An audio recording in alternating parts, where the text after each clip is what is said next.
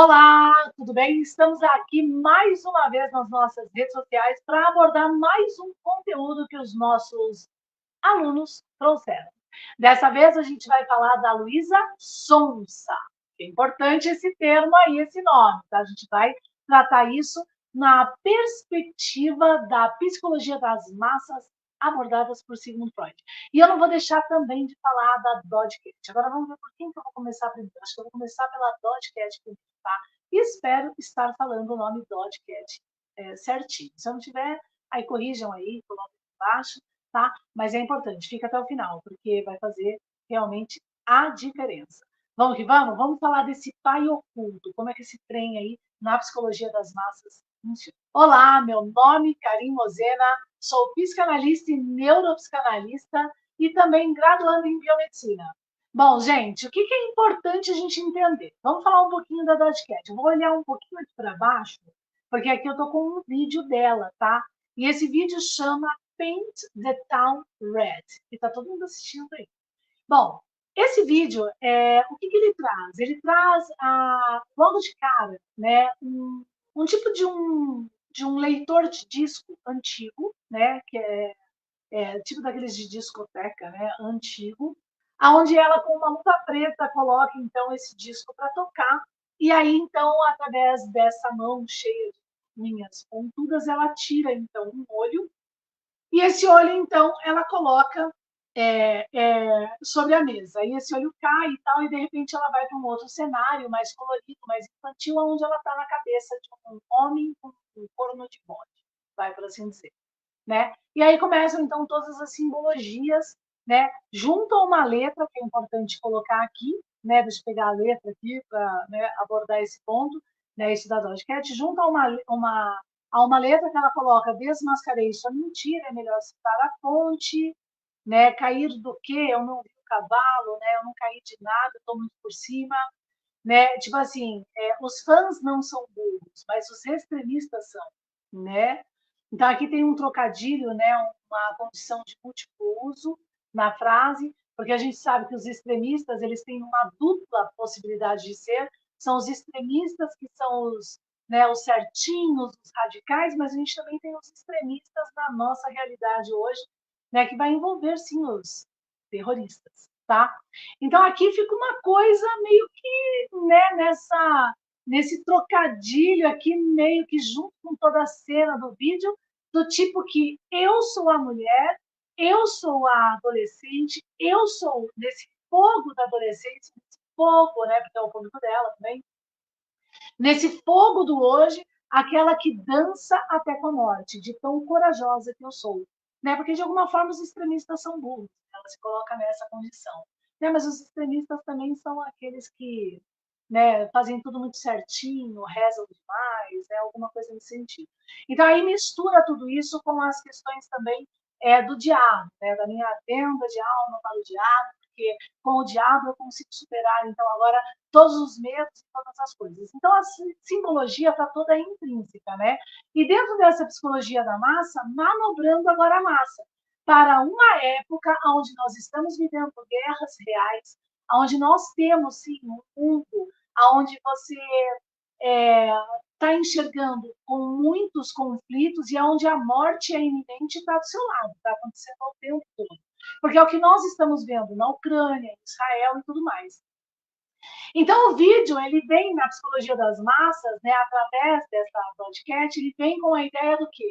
Ele vem com a ideia de trazer esse alívio. Ó, se tá assim, não se preocupa, porque você consegue, com essa venda de ideia, superar todas essas coisas, sendo mais mal ainda, né? Isso é inteligência emocional, gente. É assim que a gente resolve conflitos e problemas, né? Ainda mais quando se diz respeito a fronteiras, a Estado, né? Ele é bem complicado, né? Ele é bem voltado para o senso comum mesmo. Mas, bom, vamos lá então. Mas fora esse comportamento da Dodge Cat, a gente tem também um outro comportamento absurdo dela, com essa ideia do artístico, essa ideia da válvula de escape, com esse tom e circo e da catarse. E que nada mais é do que ela se transformando e realmente num gato, que até mia. Ela se transformou num gato e ela mia mesmo. Só que se você for analisar pelo teste da realidade, ela pode até miar e responder miando, né? mas ela não tem realmente as habilidades de um gato, né? Ela quer entrar num universo que não é o dela, negando o teste da realidade do que realmente ela representa.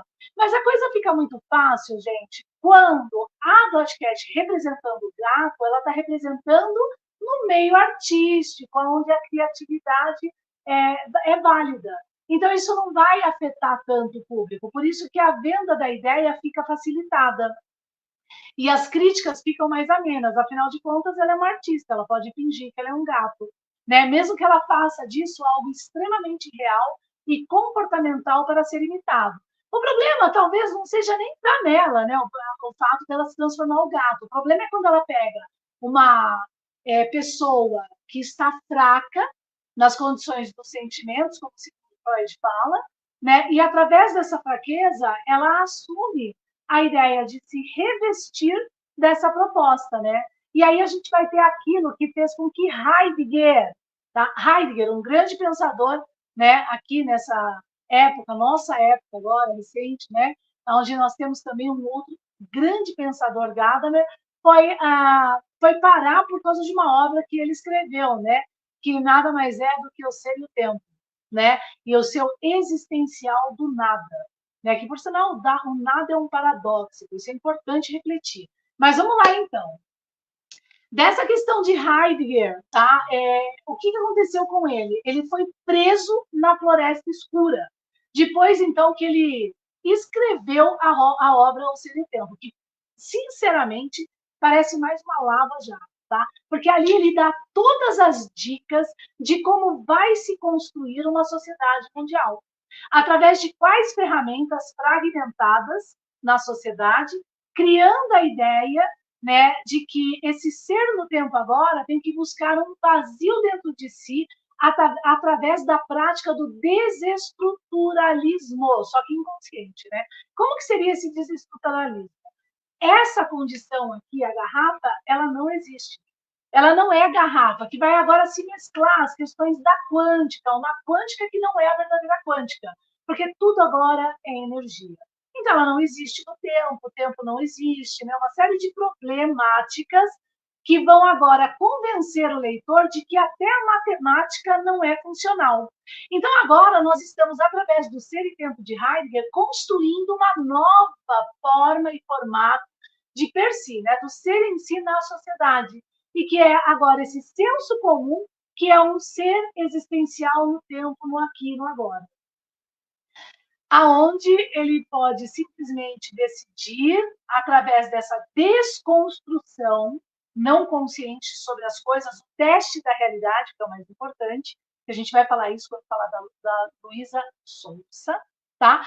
Então, ele vai agora desconstruir, né, de alguma forma, toda essa relação com a realidade. Então, o teste da realidade não existe.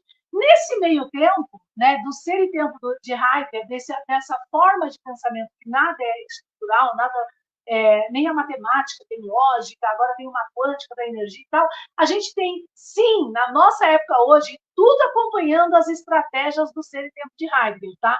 A gente tem ali a David Icke, por exemplo, falando para todos que o nosso universo é um universo virtual, porque, afinal de contas, quem conseguiu construir, né, dragões aí que voam no céu e que são holográficos? O que realmente é holografia? Por que você, mero mortal, não consegue, mas de repente o outro conseguiu descobrir, né?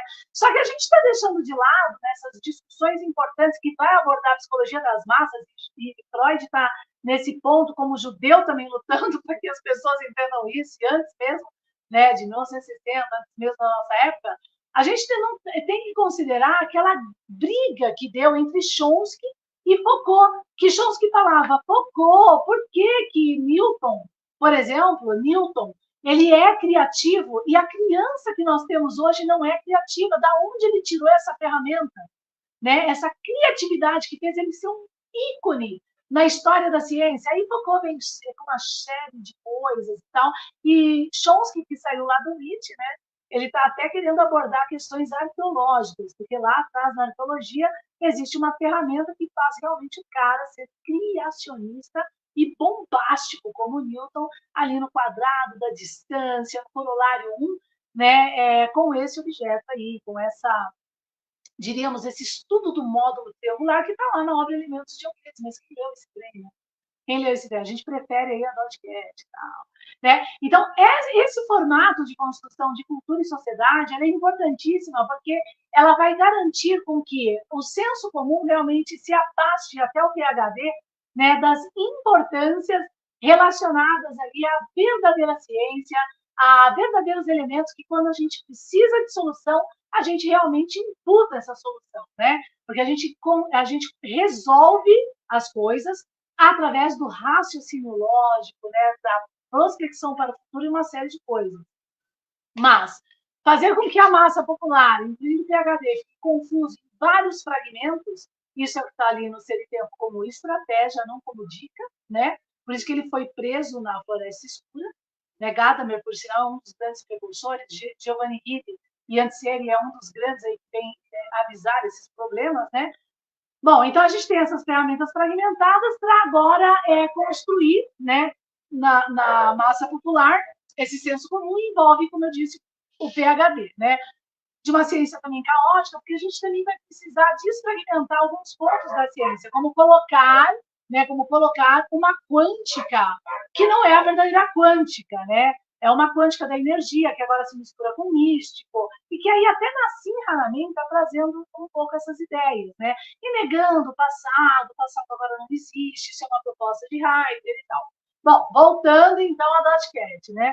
Então ela é uma grande precursora dessas ferramentas. É o viver aqui e agora, supera, seja mais que o diabo para você aguentar aí essa fase, isso é o suficiente, né? Seja mais que a morte, enfrente a morte, se tiver que morrer, que morra, porque os extremistas são burros.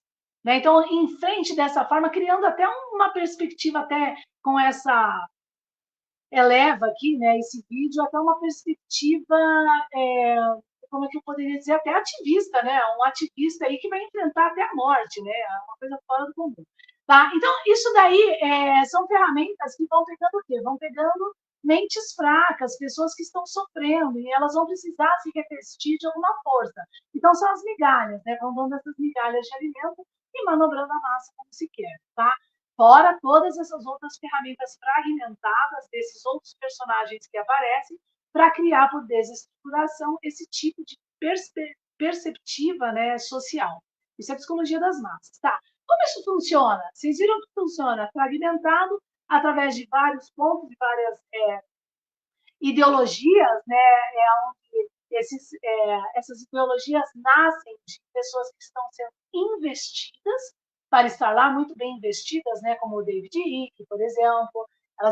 Está se dando esse espaço, essa facilidade para essas pessoas alcançarem, né, rapidamente muito público. Então, dentro dessas fragmentações agora, a gente só não sabe uma coisa: quem é o pai que está bancando tudo isso, né? Já que são tantos pontos e tantos fragmentos na sociedade. Então, aí que está o ponto da psicologia das massas que Sigmund Freud traz com a neuropsicanálise e psicanálise para a gente ver, abordar e analisar. Né? O pai, ele é oculto. Né? O pai precisa representar esse oculto. Ele é o pai que banca, mas a gente não sabe quem é o pai que está bancando. Aonde aquele que representa agora ele está caracterizado também de forma oculta, na condição subjetiva racional da análise. E como que isso está funcionando? Por exemplo, na Dotcat, ela é uma artista, então ela pode se tornar um gato, ela pode dançar com o diabo e com a morte, ela pode falar extremistas burros, né? E tudo isso no subjetivo vai alimentando uma forma de ser do outro que, enfraquecido, codependente, precisa agora desse narcisista, desse e perverso, né? De alguma forma, desse lugar que ela se propõe, porque dane-se o que está acontecendo com o outro, né? Desde que ele me alimente, eu consiga me exibir aqui, né? E tudo mais, porque ela vai ter essa tendência também na condição artística dela. Então, isso é importante, tá? É importante entender esse elo. Então, nada, quando a gente trata, presta atenção, quando a gente trata ícones muito grandes, como a Lady Gaga, como, por exemplo, a Madonna, a Doja Cat e até a Luísa Sonza, né? A gente utiliza essas ferramentas na mídia, a gente utiliza com um intuito maior. Então, nada que está nelas está sendo colocado de forma vaga, tá? Está sendo realmente colocado de forma estrategista, ok? Bom, é importante entender também que existe, né, acima de nós, um outro também nível, né, de família, de pessoas, de nicho social. E ali também existe uma guerrinha, né, uma briga. Então, bancar um artista para criar essa guerrinha simbólica também é uma grande linguagem aí, utilizada e percebida por poucos. Mas isso não vem ao caso agora, tá? Através da simbologia, assim, da forma, de uma série de símbolos e simbologias importantes, tá bom? Bom, então agora vamos falar da Luísa Sonza, né? Então, quando a gente fala da Luísa Sonza, vamos entrar aqui. Quando a gente fala da Luísa Sonza, né? Luísa Sonza, né? Sonza, né? Sonza. A gente tem aqui uma questão do trocadilho, que é importante agora, uma dupla condição. Isso vai entrar o ideal de múltiplo uso, o ideal, mas não é o ideal de múltiplo uso, tá? É a questão do trocadilho que é importante aqui. A gente tem um trocadilho importante no sobrenome dela. Não foi à toa que pegaram ela com esse sobrenome, tá? Falando assim, putz, ó, aqui, ó, tem essa vantagem. Ah, é verdade, tem essa vantagem no nome dela. Porque a gente pode usar aquela ferramenta do pai oculto, né? Da condição que a gente coloca nela, aquilo que a gente tem na Wildcat, por exemplo. Ela é uma artista, então ela pode virar o que ela for. Quanto mais realista ela for, ainda melhor para a gente, porque ela vai convencer o outro e vai fazer o outro se revestir das irresponsabilidades, né? Porque a gente precisa de uma massa ali, né, fragmentada. A gente não pode ter as pessoas emocionalmente equilibradas, né? Tem que ter todo um jogo por trás. Então, nesse nome aqui, a gente tem um trocadilho legal. E qual que é? Sonsa. É bem o sonsa mesmo. Porque, veja bem, quando a gente bate o olho, né, no nome da Luísa Sonsa, a primeira coisa que a gente tem é o sonsa, né? Aqui no Brasil, é o sonsa, sonsa. Você é zonza, né? Zonza, na verdade. Eu sou zonza, né? Eu sou a minha, né? Então, assim, então dá esse trocadilho. Mesmo que seja sonsa, quando você lê, dá esse trocadilho para o nosso cérebro racional, tá? Vamos pensar na condição do cérebro. Por que eu penso, logo existo? Gente, é assim. Quando o bebê nasce, ele vai, então, viver o dia a dia, certo? No crescimento e desenvolvimento dele. Vamos supor que ele fique ali isolado no mundo, que é o único bebê do mundo, ele está ali isolado. E que, de alguma forma, ele vai sobreviver, tá? Então, ele, como o único bebê do mundo isolado, ele não vai realmente precisar da cultura para estimulá-lo, tá? A ser o que ele é e como ser humano. Por quê?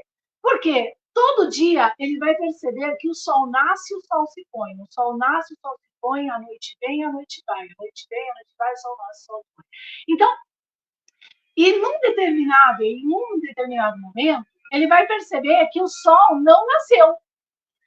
Que o sol não nasceu por algum motivo. E aí, então, dentro daquela acomodação do sol nasce e do sol se põe, ele vai, opa, alguma coisa aconteceu aqui, o sol não nasceu.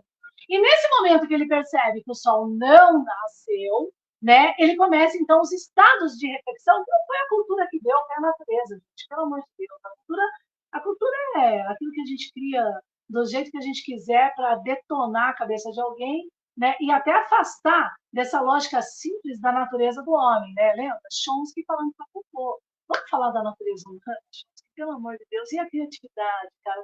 De onde vem a criatividade? Não é bem assim como vocês estão colocando e tal, essa briga toda aí. Mas vamos lá então, o que acontece? A partir do momento que você tem essa reflexão, né, você entende como funciona a natureza, porque a natureza é cruel, ela te constrói. Essa é a verdade, antes da cultura. Antes da cultura. O resto, a cultura é invenção. Né? Tipo, a gente quer criar dessa forma, né?